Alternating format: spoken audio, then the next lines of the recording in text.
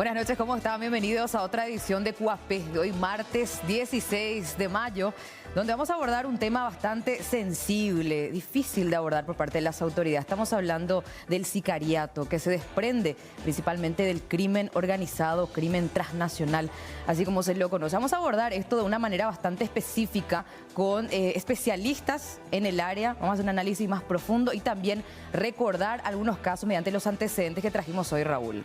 ¿Qué tal? ¿Cómo te va, Judith? Bien, bien, ¿y vos? ¿Cómo andas? Bien, bien. Vamos a hablar acerca de este tema y hay que decir también que tanto en Senado y diputados ya aprobaron lo que es el sicariato para que se agregue al Código Penal. En el artículo 105, en el inciso B, ya está el sicariato, en este caso que de una pena mínima que va de 15 a 30 años aproximadamente para aquellas personas quienes realicen crimen por encargo, quienes reciban beneficio acerca del hecho que cometieron o van a nueva cometer. Configuración penal. Sí, exactamente. Ajá. Es una nueva figura penal que ya se modificó el artículo 105. No estaba el sicariato y tanto en Senado y diputado modificaron 3 artículos.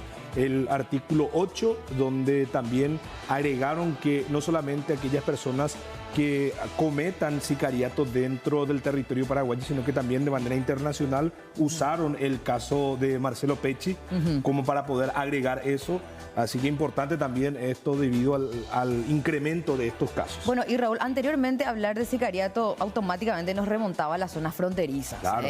Pedro Juan Caballero, podemos hasta decir zona de Salto del Guairá, en fin, pero principalmente el departamento de Amambay. Hoy día ya no es solamente la realidad de esa zona fronteriza, del departamento de Amambay, Pedro Juan Caballero, sino que estamos siendo testigos de casos de derramamiento de sangre o crímenes por encargo que se están dando en Central y Asunción. Exactamente. Y nosotros vamos a recordar estos casos que no solamente ocurrieron en Pedro Juan Caballero, sino que aquí en Asunción y área central hay varios casos. Vamos a repasar uno de ellos.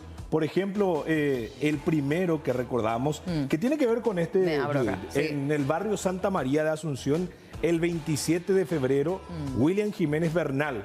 Él se había autoeliminado. ¿Por qué? Porque le acribillaron a su hijo de 5 años. Y creo que todo empezaba en cuanto a los sicariatos ya que se empezaban a dar en la capital con este caso. Se conmocionaba prácticamente la capital con este crimen, porque nadie esperaba que ocurra. Todo era Pedro Juan Caballero, hasta que ocurrió esto en el año 2017. Exacto.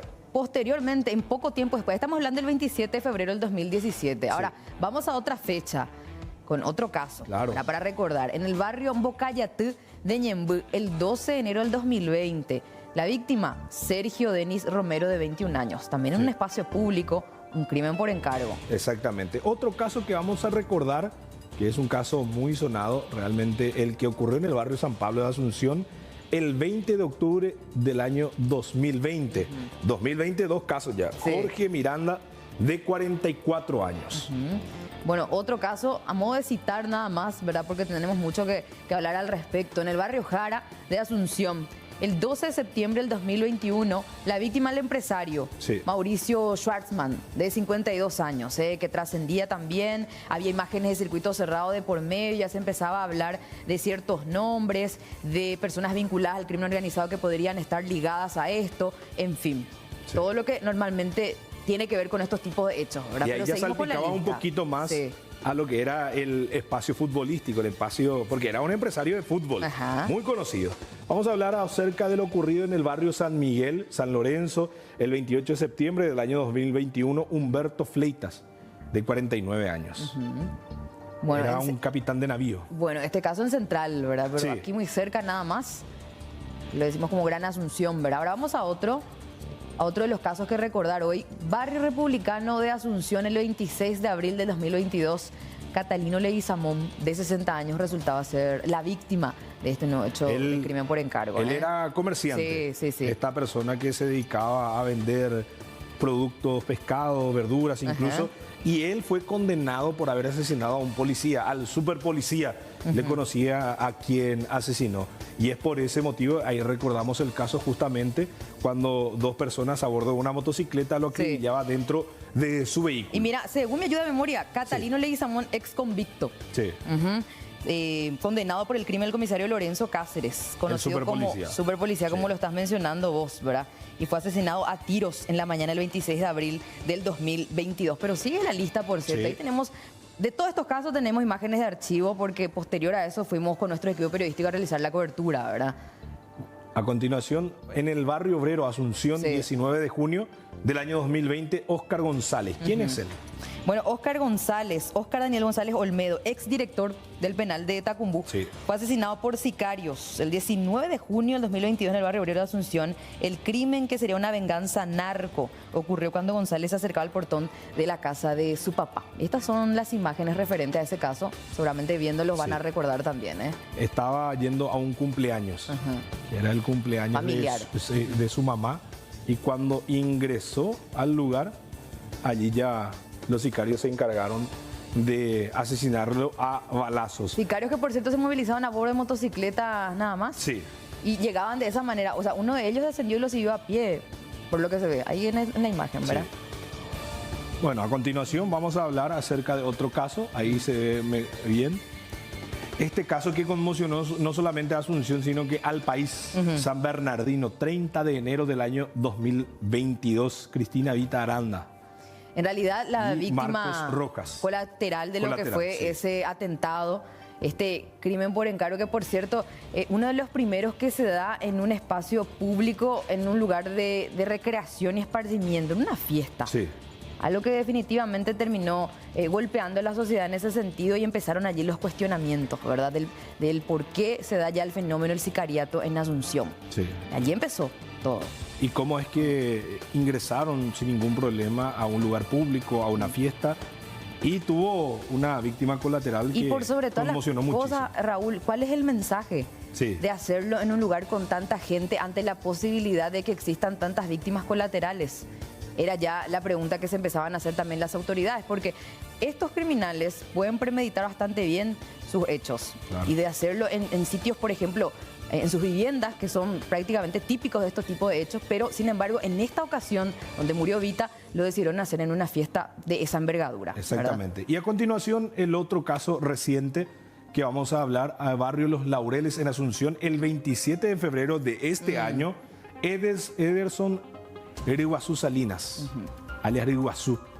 Y este hecho también se eligió un lugar público. Y en este caso estamos hablando de una de las personas vinculadas al narcotráfico, ya se lo venía investigando también, y finalmente fue ultimado de esta manera, como se ven en las imágenes, también en un espacio público, nada más y nada menos que en el estacionamiento de un conocido supermercado. Sí, donde habían muchísimas personas, y acá, por fortuna, no hubo víctimas colaterales, porque realizaron muchísimos disparos. Él recibió 34 balazos. De una pistola 9 milímetros. Esa pistola no tienen que perder de vista. Pistola 9 milímetros. En cada caso utilizaron ese tipo de arma, y que vamos a analizar en instantes también. Acerca del poder y qué es lo que se realiza con eso. Y por supuesto, Raúl, no podemos obviar lo que posiblemente pudo haber pasado, ¿verdad? De acuerdo a las informaciones de inteligencia que manejaba la policía, de un presunto plan de atentado. Sí. Que en instantes lo vamos a guardar nosotros, cómo es que se preparaban estas personas, cómo es que iban a ejecutar y dónde, que es importante también, un lugar público otra vez. Sí, y a quién en este caso buscaban, o quién iba a ser el objetivo de este ataque. Sí, en instantes vamos a abordar este tema, mientras ya le vamos a saludar también a nuestro invitado para analizar un poco cómo es que se instaló acá en Asunción. ¿Cómo podemos explicar, ¿verdad? Del por qué finalmente es como que permea el hecho de sicariato que se desprende del crimen organizado en Gran Asunción? Acá lo tenemos al especialista en inteligencia y seguridad, licenciado José Amarilla Alviso, a quien recibimos. Gracias por su tiempo y por estar acá, licenciado. Al contrario, gracias a ustedes por el espacio y por la invitación. Siempre es un gusto estar en contacto con el público de Canal 9. Bueno, licenciado, estamos ahí recordando algunos de los casos más sonados que seguramente ustedes están al tanto, ¿verdad? De cuándo se dieron, y que, por supuesto, nuevamente nos hace hacer esta pregunta de por qué y en qué momento los hechos de sicariato empezaron a darse acá en Asunción, y qué fue lo que desencadenó todo eso. Bueno, en realidad ustedes estaban hablando solamente de los casos de sicariato que fueron concretados, digamos, de los que llegaron al objetivo de asesinar a la persona o incluso de causar daños colaterales importantes en el evento, ¿verdad? Pero yo les quiero recordar algunos casos. El tema del sicariato realmente se empezó a extender en el Paraguay a partir del año 2010 aproximadamente, ¿verdad? Sobre la base de un factor fundamental que es una falla de nuestro sistema de persecución penal que básicamente caricaturizaba los casos como ajuste de cuentas y, o sea, una vez que el Ministerio Público hablaba de ajuste de cuentas, era casi seguro que ese caso nunca iba a llegar a ser declarado, ¿verdad? Uno de los motivos probablemente en materia criminalística que o de criminología, que permitió la extensión de este tipo de fenómenos es el hecho de la alta impunidad que está relacionada. Hablar que no solamente era en Amambay, sino que en Asunción. Sí, así mismo. Desde el año 2010, según yo recuerdo, alrededor del año 2006 publicamos un artículo académico sobre el tema del sicariato en Paraguay. Y teníamos ya en aquella época en el Departamento Central, y entre Central y Asunción, sí, un promedio de 3 a 4 eventos de atentados vinculados con crímenes por encargo que eran cometidos anualmente. Y les quiero recordar un caso también que ocurrió en el año 2017.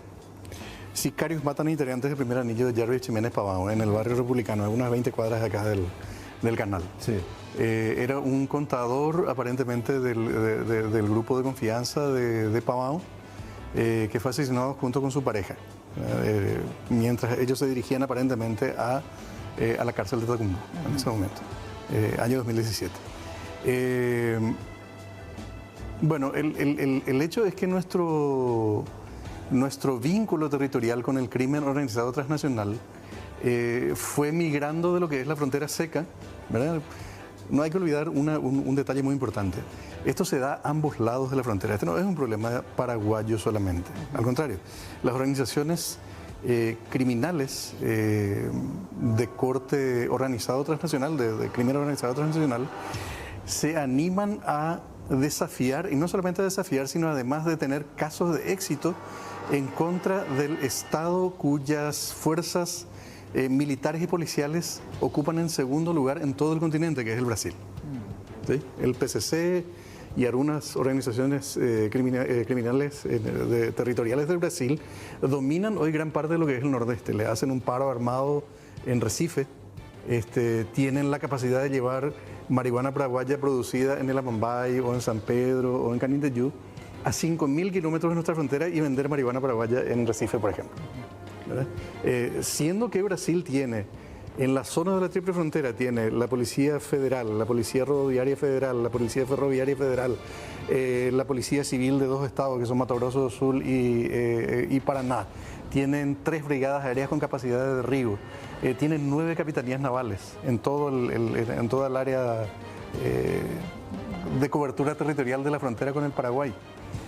Tienen las policías militares de ambos estados. Estamos hablando de, por ejemplo, de policías militares alrededor de 45.000 efectivos solamente entre ambos estados. Sí. Más 16.000 efectivos de la Policía Federal, más unos 5.000 efectivos de la Receta Federal, que es de aduanas, que es para ellos también tiene un carácter operativo policial.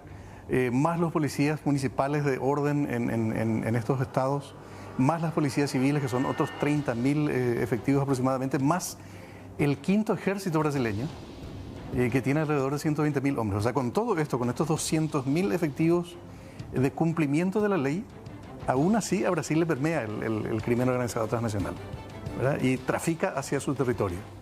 Y puede tener puntos de venta a 5.000 kilómetros de la frontera de los puntos de provisión de estos lugares. Nosotros tenemos 10.000 militares y 26.000 policías.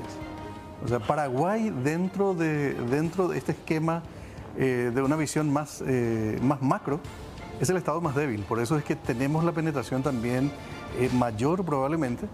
Y por algunas deficiencias también del Estado paraguayo que les mencionaba, el tema de la mala costumbre de caricaturizar los casos y ponerles el rótulo de ajuste de cuentas para no investigar. ¿Cómo minimizarlos? Minimizarlos, es una cuestión, se parte de una premisa muy falsa, que es la siguiente, que los narcos se atacan solamente entre ellos y solo se matan entre ellos, lo cual es mentira. ¿Se acuerdan del caso de la hija del gobernador Acevedo en Amambay? Sí. Sí, Bueno, también. fueron 4 personas muertas, uno era el objetivo, ¿verdad? O sea, 75% de daño colateral. ¿verdad? Hoy día, dentro de todo, ya no se da ese supuesto código que se considera que supuestamente, como mencionabas vos, entre criminales nomás se mataban y respetaban a los inocentes. Ahora, quien está en la línea de fuego, no importa. Y de hecho, en la medida en que resulta barato ser sicario, ¿verdad? No solamente por el hecho de que, bueno, me pueden condenar a 30 años. El tema es que efectivamente la ley me llegue, me alcance. O sea, que se me descubra, que se me arreste, que se me lleve a juicio y se termine eso en una condena que además tiene que ser cumplida a lo largo del tiempo. En la medida que esa expectativa real exista, es probable que este fenómeno criminal en particular tenga alguna suerte de retroceso. Mientras esto no haya, todo alienta a que el perfil general del sicario es una persona joven, sin muchos compromisos personales, que en muchos casos está dispuesto a cualquier cosa por poco dinero o por relativamente poco dinero. Y lo ven como una forma fácil de efectuar, o sea, de ganarse unos mangos, ¿no? Ahora, licenciado, recién hablabas de impunidad. Sí. Que hoy día impera mucho eso y posiblemente termina otra vez facilitando o dando más espacio que se sigan dando más casos como esto. ¿A qué vos crees, desde tu punto de vista, que se dé esta impunidad? Son varios factores, o sea, siempre es una combinación de recursos humanos, materiales, tecnológicos y finalmente recursos financieros para que algo funcione efectivamente, ¿verdad? Nosotros tenemos un diseño defectuoso de la Policía Nacional o de la estrategia o de la expectativa que se hace respecto al tema de la Policía Nacional, siendo que la policía en realidad es 15 o 20% del problema real de la seguridad a nivel nacional. Tardamos, por ejemplo, 20 años en darnos cuenta de que el microtráfico era un problema serio. Eso entró en la agenda policial como una prioridad recién en el año 2010-2011. Ya cuando el clan Rotella había crecido de una manera casi descontrolada, ¿verdad? No en los niveles que está hoy, pero sí en niveles de mucha relevancia. Armando Javier Rotella fue capturado, creo que en enero, si mal no recuerdo, en enero del 2011 en el Bañado Sur, en Tacumbo, ¿verdad? Pero ya era un negocio grande. Entonces, él fue capturado, pero operaba el papá, la esposa, O sea, los tentáculos tíos, ya estaban ahí. ya estaban ahí. Sí. Y hoy es una hidra de 1000 cabezas. O sea, uno corta una cabeza y salen 10. ¿verdad? Por un lado, eso. Tardamos mucho en darnos cuenta de los fenómenos criminales. El sicariato está hoy en la agenda de los medios de comunicación incluso como una cuestión de interés nacional y probablemente el crimen organizado transnacional va a tener que ser el punto 1 en la agenda de seguridad del próximo gobierno entrante, pero 20 años tarde. Ahora, licenciado, ¿por qué eligen los lugares públicos? ¿Por qué se hace? ¿Cuál es el mensaje cuando se ejecuta en un lugar público, por ejemplo, en la fiesta Yaumina Fest, Una fiesta. donde murió una víctima colateral que conmocionó prácticamente al país? Y 3 heridos, además. ¿Sí? ¿Se acuerdan de eso? Sí, sí. Sí. O sea, ahí hay una serie de víctimas que normalmente nos miramos cuando hablamos de sicariato, ¿no? Bueno, ¿por qué un lugar público? ¿Y por qué es barato hacerlo? O sea, porque nuestras empresas que organizan eventos, por ejemplo, no quieren invertir en seguridad. ¿Sí? Y si invierten para las apariencias. ¿Recuerdan ustedes el caso Yaumina Fest? La gente de seguridad había sido contratada por WhatsApp, sin capacitación, sin comunicaciones. Bastaba que tuviera pantalones negros, una remera negra y zapatos negros. O sea, se les Ese era el proveyó requerimiento. ese uniforme y... Tenías que traer. Y se te pagaba 200.000 guaraníes por el día, una cosa así. Y así no funciona la seguridad en ninguna parte del mundo. Entonces, al tener sistemas que son altamente permeables, se crea una expectativa falsa de que la policía va a solucionar todo. Y no es así. La policía tiene sus prioridades en cuanto a seguridad pública, tiene su propia problemática interna en cuanto a recursos humanos, materiales y tecnológicos. Y los emprendimientos privados tienen que invertir en seguridad también, ¿verdad? Eso implica estudiar los lugares, tener protocolos de seguridad, tener políticas de seguridad, cadenas de responsabilidad asignadas y mecanismos de rendición de cuentas. Es decir, si yo invierto 100 millones de guaraníes en la seguridad de un evento que me va a dejar $1 millón de ganancias, estoy invirtiendo prácticamente nada. O sea que al crimen organizado le sale mucho más barato, por decirlo así, y fácil cometer un atentado como este en un lugar como la Fiesta Yaumina. No es una constante realmente, pero sí le resulta barato. O sea, ¿Por qué es barato? ¿En qué sentido? Es barato en el sentido de que es fácil identificar a la víctima que está en ese momento en una farra, ¿verdad? Como fue el caso de Yaumina, ¿verdad? Esta gente había comprado palcos, VIP, etcétera. Estaban muy a la vista del público, por un lado. Por el otro lado, fue fácil infiltrar el lugar, es decir, introducir elementos, armas y elementos balísticos de alta prestación, digamos, de forma disimulada, porque la seguridad era muy débil. Tercero, el hecho de que haya una masa de gente ayuda a que el que ejecuta el trabajo tenga la posibilidad de escapar de una forma relativamente fácil, porque se pierde en medio de la multitud, ¿verdad? Y bueno, y el caos generado por un evento criminal como este genera... O sea que entonces, licenciado, no se trató de un mensaje. Yo creo que no, pero en el fondo lo que ocurre con este tipo de eventos es que se crea las condiciones para hablar de casos de terrorismo, es decir, provocar miedo indiscriminado en un montón de gente que no tiene nada que ver con un evento propiamente. Entonces, sí hay un mensaje que queda, en el sentido de que yo no estoy seguro en ningún lado, no estoy seguro en el cine, no estoy seguro en el shopping, no estoy seguro en una fiesta o en un concierto. Entonces, eso ayuda a dar una imagen de alta eficiencia, que por un lado es falsa por el hecho de que produce o tiene la potencialidad de producir daños colaterales masivos, y por el otro lado da la impresión de que las organizaciones criminales finalmente pueden hacer lo que quieran a nivel del territorio paraguayo. O sea, esos sí son mensajes que quedan, no sé si son a propósito, pero crean el ambiente para decir, bueno, yo no me siento seguro prácticamente en ningún lado. Porque hace poco también fue en un supermercado. Sí. En inmediación. De hecho, los estudios recientes, vi hace este año un estudio efectuado sobre casos de sicariato, no solamente de los que llegan a concretarse, sino de los que quedan truncos también. Y alrededor del 70% de los eventos de sicariato son cometidos en lugares de acceso público.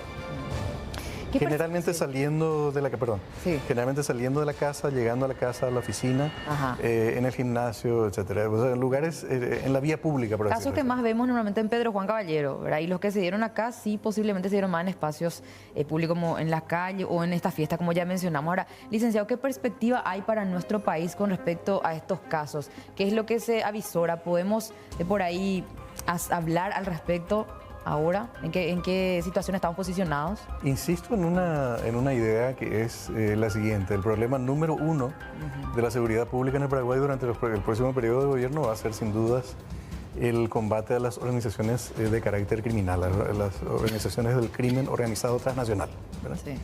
Es muy poco probable que Paraguay, con los recursos que cuenta hoy, les repito, 10.000 efectivos militares que llevan una vida cuartelera, 26.000 efectivos de la Policía Nacional, de los cuales alrededor del 50% realmente no hacen vida de calle, sino que están administrativos, son 4.000 y tantos administrativos, 4.000 y tantos tácticos, es decir, gente que está en la Policía Nacional pero hace vida de cuartel en las agrupaciones especializadas de la policía, y que nos deja con alrededor de 12.000 policías, entre 12.000 y 14.000 policías para todo el país.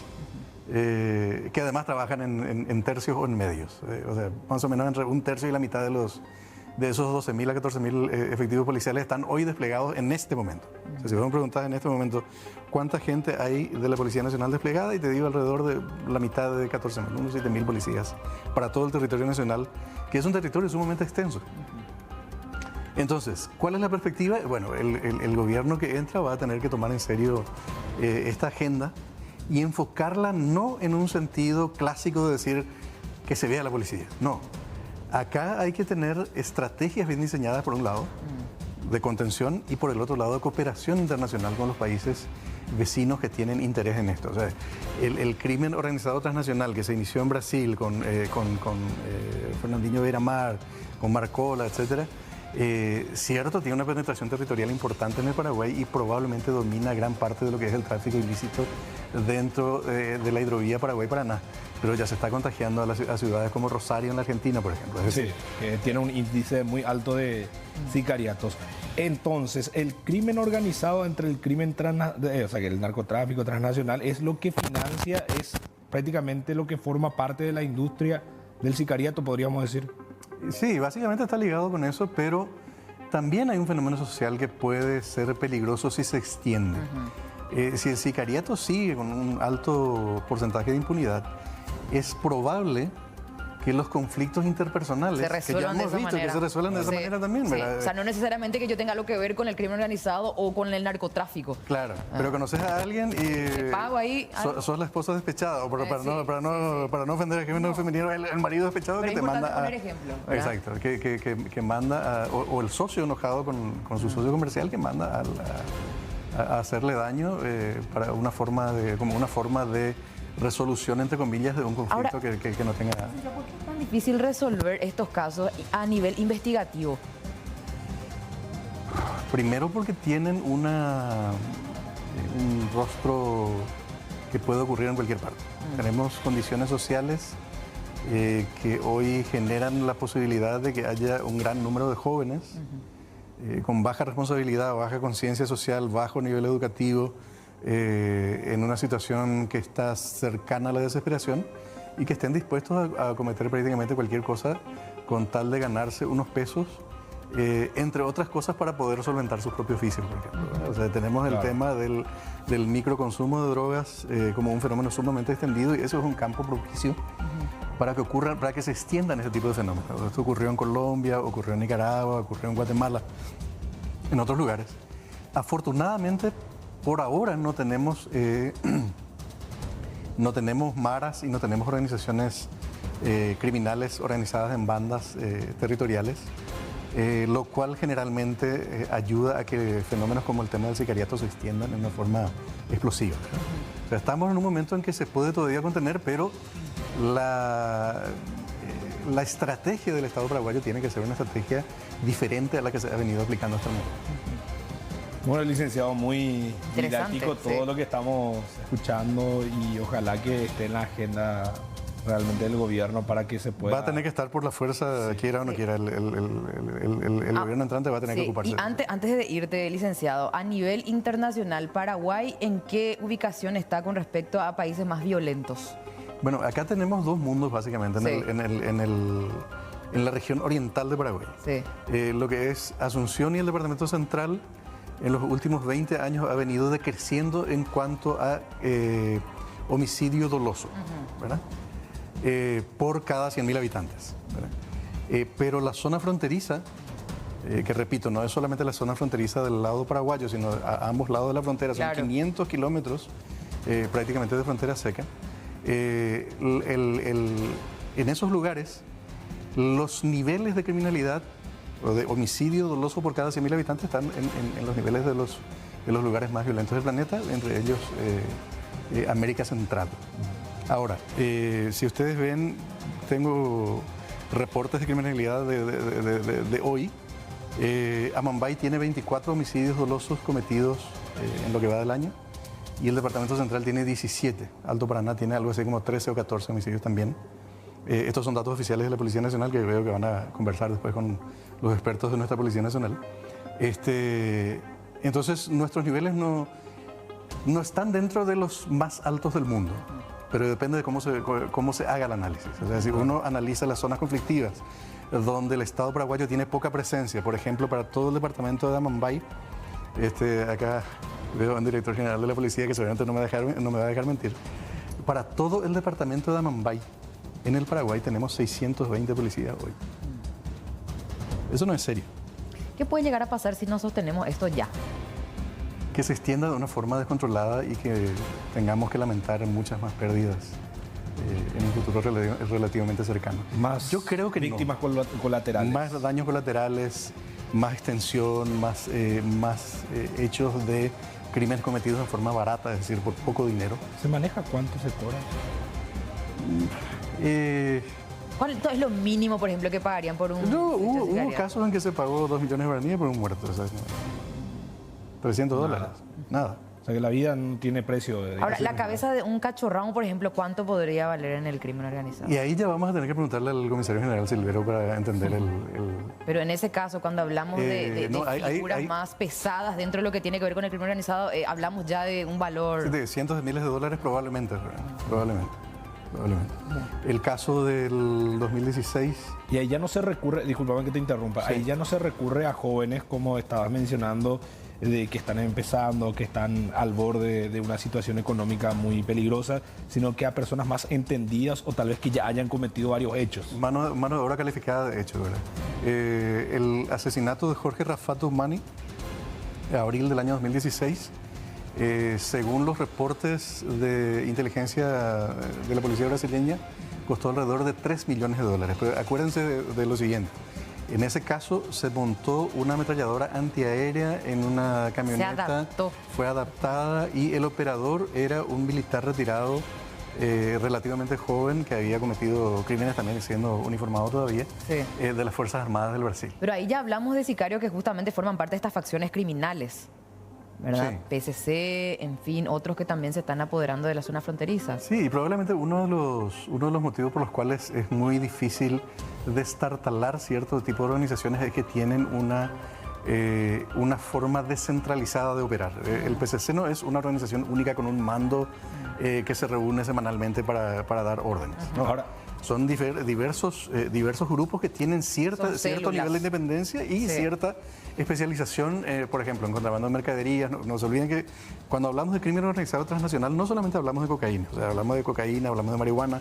La marihuana en territorio paraguayo mueve alrededor de $1.000 millones anuales, cálculo base. Y eso representa un fondo dinerario muy importante, pero además de eso, tenemos contrabando fronterizo de electrónicos, de cigarrillos, de cubiertas, de mercancías diversas, de personas, ¿verdad? De vehículos robados.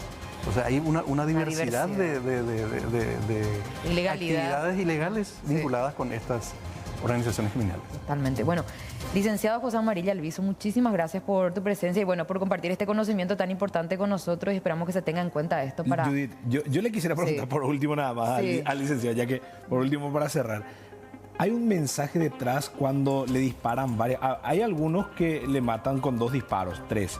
Por ejemplo, el caso de Iguazú que le dispararon 34 veces. Sí. ¿Qué quiere decir cuando se le dispara muchas veces y cuando es solamente 2 o 3 disparos? Y probablemente sea asegurarle, ¿verdad? Porque acuérdense del caso de Chicharro, por ejemplo, recibió como 65 disparos.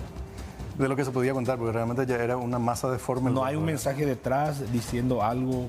Y, Está lo que claro el decía, mensaje. está claro el mensaje de... No se metan Rematarlo, con nosotros, sí. claro, porque van a terminar hechos puré. ¿Verdad? O sea, el mensaje es un mensaje de terror. Bueno, licenciado, hoy día usted ¿dónde está trabajando? Tenemos una consultora que se dedica a asesorar empresas en estas materias, en inteligencia y seguridad. Perfecto. Bueno, muchísimas Gracias, gracias. licenciado. Muy amable. Gracias a ustedes. Bueno, nosotros en instantes no solamente vamos a hablar de los sicariatos, sino que también de la prevención, cómo trabaja la policía. En instantes vamos a tener los detalles. Ya volvemos.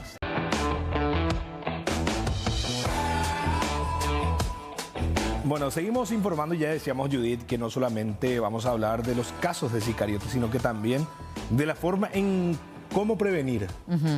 Y en este último caso vamos a remontarnos, ¿verdad? Sí. De este atentado que, por cierto, quedó allí. Sí. El intento, nada más de acuerdo al trabajo de inteligencia realizado por la policía, se pudo frustrar. Se habla de detenciones y supuestamente el objetivo era alias Cachorrao, un alias bastante conocido en el submundo del crimen organizado. Waldemar Pereira. Ese es su nombre, sí, su identidad. ese es su nombre, pero utiliza varios. Estamos con el comisario general inspector César Silguero. Muchas gracias por venir esta noche. Muchas gracias a ustedes por la invitación y estamos a las órdenes. También estamos con... El comisario Abel Cantero, el jefe del Departamento de Investigación de Homicidios, ¿verdad? Seguramente que varios de estos casos que estamos recordando, comisario, te tocó investigar o estar allí en medio, ¿verdad? ¿Cómo le va? Buenas noches. Buenas noches a ustedes, la audiencia. Efectivamente, estuve escuchando y recordando algunos casos. Bueno, comisario, ¿cómo se previene esto? ¿Cómo fue que llegaron ustedes con estas personas? Porque son muy difíciles de encontrar. Sí, bueno, cuando nosotros hablamos del trabajo policial, evidentemente la prevención es lo más importante, ¿no? Y tenemos un sistema de inteligencia que funciona, no tal vez con toda la perfección, pero sí tiene un alto nivel, digamos, de información que maneja y que muchas veces cuando llega de manera oportuna a los entes investigadores podemos llegar a abortar hechos de sicariato, ¿no?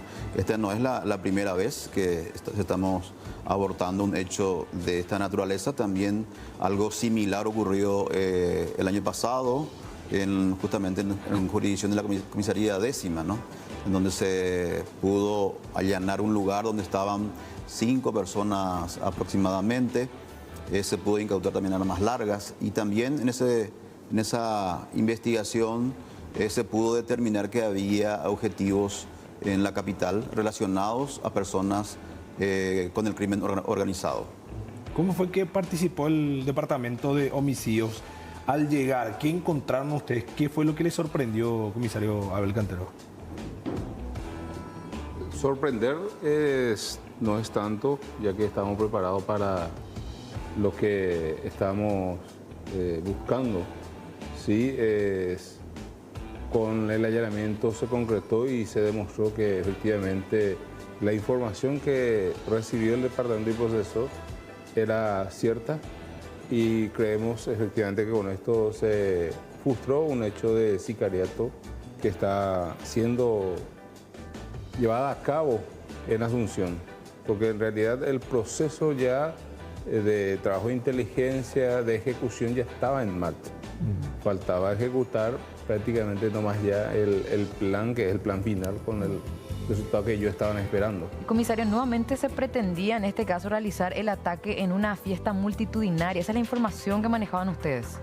No tenemos una información cierta de que esa fiesta haya sido el lugar donde se habría de cometer el crimen, pero debido a la concurrencia de gente y la importancia del caso que estamos desarrollando, no podemos descartar eso. Se montó una vigilancia también dentro y fuera, se reforzó un poco la seguridad afuera, a fin de también de entender de que uno de los probables objetivos era también personas de interés para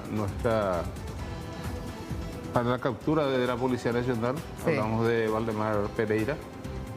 Y una vez formalizada la información de que en esa vivienda estaban las personas que nosotros pretendíamos, estamos esperando capturar, efectivamente ya se concretó el allanamiento y se logró la captura de esto. Ahora, comisario, ¿las personas capturadas serían los presuntos sicarios, los que iban a ejecutar el plan? Creemos que es probable eso, ya que Francisco Brites Silva, quien se identificó con otro nombre brasileño supuestamente, tiene antecedentes por hecho de sicariato en la zona brasileña. Inclusive, según informaciones, él mismo recibió varios impactos de proyectil de arma de fuego durante un atentado que él mismo perpetró. Se recuperó y vemos secuelas de esas lesiones en su cuerpo. Ahora, comisario, atendiendo a que presuntamente el objetivo era alias Cachorrón, que está prófugo, por cierto, de la justicia. Para la policía, él sigue nuestro territorio campante, él está entre nosotros moviéndose como cualquier otra persona. Yo no creo que se esté moviendo como cualquier otra persona, ya que Valdemar Pereira es una persona bastante conocida en el ámbito. Existe la posibilidad de que cualquier ciudadano haga una llamada al sistema 911, entonces, si bien es cierto, creemos de que estuvo por la zona central de Asunción,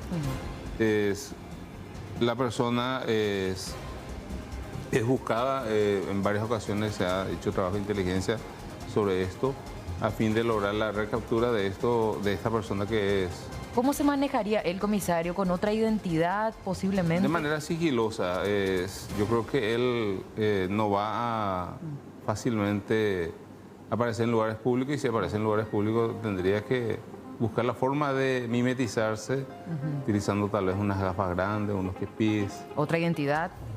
Otra identidad, que para nosotros, para la policía, la otra identidad es bastante fácil de corroborar, como lo hicimos con Francisco Brites Silva. Ahora, comisario Siliguero, ¿cómo es que llegan hasta Asunción estas personas? porque vienen desde la frontera, Pedro Juan Caballero, Ambambay, vienen, cruzan todo y se instalan en un lugar residencial casi exclusivo, podríamos decir que es en la zona del Yat. ¿Cómo es que llegan hasta allí?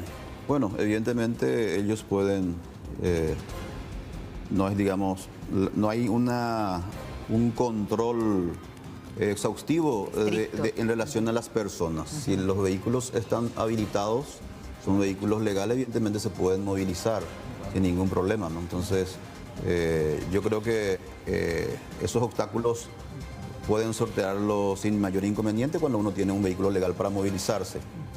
Quisiera nomás apuntar también en relación al hecho de homicidios, que estaba hablando justamente nuestro licenciado en la primera parte, que desde el 2010, que teníamos un 12,57 de homicidios por cada 100.000 habitantes, hoy hemos llegado, el año pasado llegamos al 6,3% de homicidios por cada 100.000 habitantes, lo que significa de que ha decrecido evidentemente la tasa de homicidios a nivel país, y esto nos sitúa en un lugar bastante preferencial en la región. No significa esto de que tenemos que, no vamos a estar redoblando esfuerzos y revisando algunas cuestiones que tienen que ver con el mejoramiento de la seguridad pública. Pero sí, la estadística habla de que la tasa de homicidios ha bajado considerablemente en nuestro país. Y hablando de Ambambay, que es siempre el lugar de referencia de los hechos de muerte por encargo, podemos mencionar también de que el año pasado, el año 2021, se tuvo 62 hechos de muerte por encargo, homicidio doloso por encargo, y terminamos, el año pasado bajó a 30. Prácticamente el 50% se redujo los hechos de muerte por encargo en Ambambay. ¿Y a qué se debería eso, comisario? ¿La prevención de la policía? Hay un trabajo preventivo que se ha instalado el año pasado justamente del Comando Institucional en relación a los eventos justamente violentos que se dieron, el caso de la hija del gobernador, el intendente. No obstante, en esos hechos en particular tuvimos alto nivel resolutivo en relación a las investigaciones que ha llevado la policía. Investigaciones posteriores al hecho. Exactamente, sí, evidentemente fueron hechos muy graves que golpearon fuertemente a Pedro Juan Caballero, sí. Pero estadísticamente podemos decir que se redujo, y eso también tiene que ver con el trabajo, digamos, investigativo. La persecución penal que hace la policía con el Ministerio Público es muy importante. Ahora, hablamos de un 70% más o menos de los casos resueltos de los hechos de homicidio a nivel país. Con respecto a lo que mencionaba el licenciado Alviso en la primera parte del programa, efectivamente esas son las limitaciones de la policía para poder lidiar con el crimen organizado, así como él mencionaba, o no. De tecnología, de personal policial. Las limitaciones. Sí, bueno, las tecnologías siempre van a ser insuficientes porque cada vez aparecen nuevos elementos o nuevas herramientas forenses que van a servir para poder mejorar las investigaciones. No obstante, yo creo que la Policía Nacional tiene herramientas forenses muy importantes que han sido de gran utilidad y que siguen siendo de gran utilidad para esclarecer los hechos delictuosos. Sí. Podemos hablar del caso también, creo que he mencionado el caso del hecho de la muerte de esta criatura en Asunción, en el 2017. Ese hecho fue totalmente aclarado. Sí. Tenemos varios hechos de sicariatos que se dieron en Asunción que fueron aclarados, otros que evidentemente quedaban en el tintero, pero que no significa que hayan sido encarpetados. Ahora, porque cuando hablamos de crimen organizado estamos hablando de una estructura.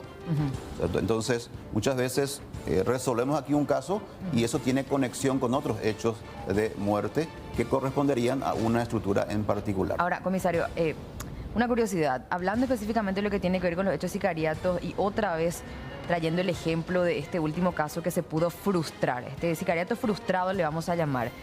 ¿Qué es lo fundamental para que puedan frustrar? ¿Solamente fuente humana o tienen ustedes también otro método para poder recibir esa información? Bueno, nosotros cuando hablamos de las unidades especializadas de la Policía Nacional, hacemos un monitoreo del sistema penitenciario. Tenemos informaciones a través del comando tripartito, tenemos información a través de Interpol, Asunción, a través de las agencias de inteligencia regional y mundial, que en muchas ocasiones también nos advierten sobre ciertas situaciones y que son evidentemente verificados por las unidades especializadas a fin de poder abortar no solamente hechos de posibles muerte por encargo, sino también otro tipo de eventos. Ahora, comisario Abel Cantero, ¿cuál es la información precisa ustedes que recibieron? ¿Cuántas personas estaban en ese dúplex de Lambaré? ¿Cuál es esa información? Encontraron a 3, pero primariamente. La primera información fue de que hace un mes atrás aproximadamente de que se estaba armando un atentado en Asunción. Hace 15 días se repitió esas informaciones y hace 8 días aproximadamente recibimos la información de que ya está en marcha ese proceso. El trabajo fue también desarrollado a medida que avanza la información.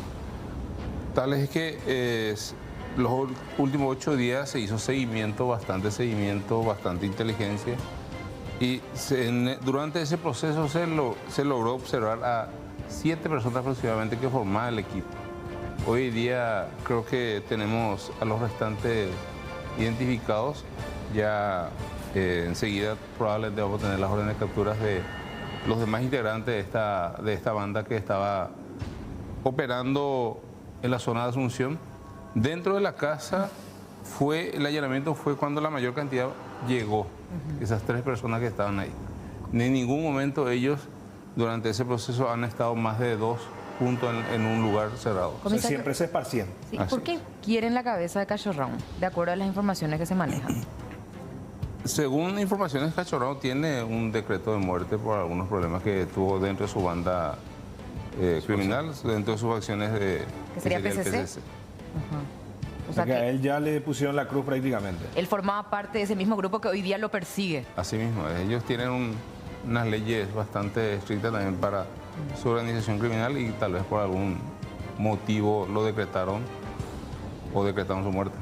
O sea que 7 personas hace un mes aproximadamente se instalaron aquí. Hace 8 días. 8 días. Ustedes tuvieron la información que se estaban preparando hace un mes, sí, pero hace 8 días que estaban en ese lugar. Así es. ¿Alquilaron la casa? Alquilaron la casa a principios de mayo y el lunes pasado prácticamente llegaron a instalarse dentro de la casa. Ahora, se encontraron armas que se repiten en estos hechos de sicariato, que es una 9 milímetros con importantes cargadores, 17 tiros y también de 30. Así mismo. O sea, siempre se suele usar este tipo de armas. Y el arma preferida por el crimen organizado siempre es pistola. Por la practicidad. Estos calibres 9 milímetros y en algunos casos hemos visto que usan rifles calibre 5.56, pero en esta ocasión encontramos estas armas. Se incautó importantes evidencias que están o van a ser analizados por el Ministerio Público, como ser, por ejemplo, los aparatos celulares de estas 3 personas que fueron detenidas y los equipos tácticos que vemos en imágenes que fueron también incautados. ¿Cuál es la situación procesal actual de Cachorrón? Cachorrón tiene ahora captura por el hecho de homicidio en el cual se les indica haber participado. Del periodista. Así mismo. Leo Veras, ¿verdad? Tiene pedido internacional también por Brasil por tráfico. Sí. A él lo absolvieron un tribunal de sentencia el 3 de noviembre sobre el caso del periodista Leo Veras. Pedro Juan Caballero, no se sabe por qué motivo en este caso lo absolvieron, pero después volvieron a pedir un nuevo juicio para que se pueda hacer, pero sin embargo... Apelaron. Sí, en el Tribunal de Alzada y anularon ese juicio y se tiene que hacer otro con relación a ese caso, pero ahora él ya no está prófugo. Les agradecemos al comisario general inspector César Siliero y también al comisario Abel Cantero por su presencia. ¿Tenemos un tiempito todavía para hacer esa pregunta? Sí. Antes de irnos, ¿verdad?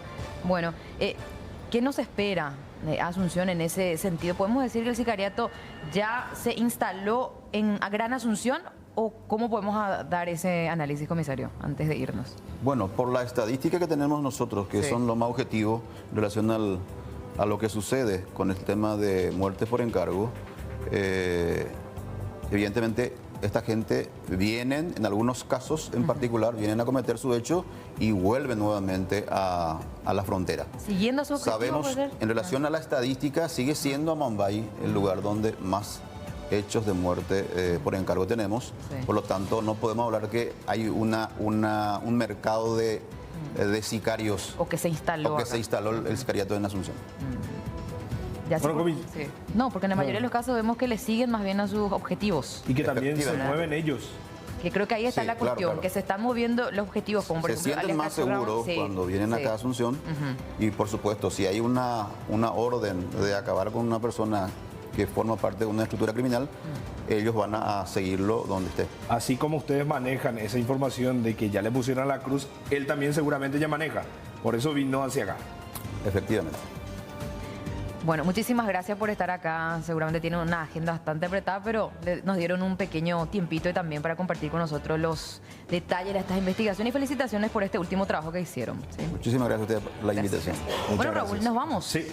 Será hasta el próximo jueves con otro tema bastante interesante acá en Cuape. No se pierdan porque estamos preparando un material realmente imperdible acerca de un criminal que ha robado nada más y nada menos que 27 cooperativas, 17 financieras, 5 bancos, 2 transportadores de caudales, incluso en Uruguay robó reliquias nazis. Ay, pues ese es su currículum. Ese es su currículum. Lo vamos a saber el próximo jueves. Chao, chao.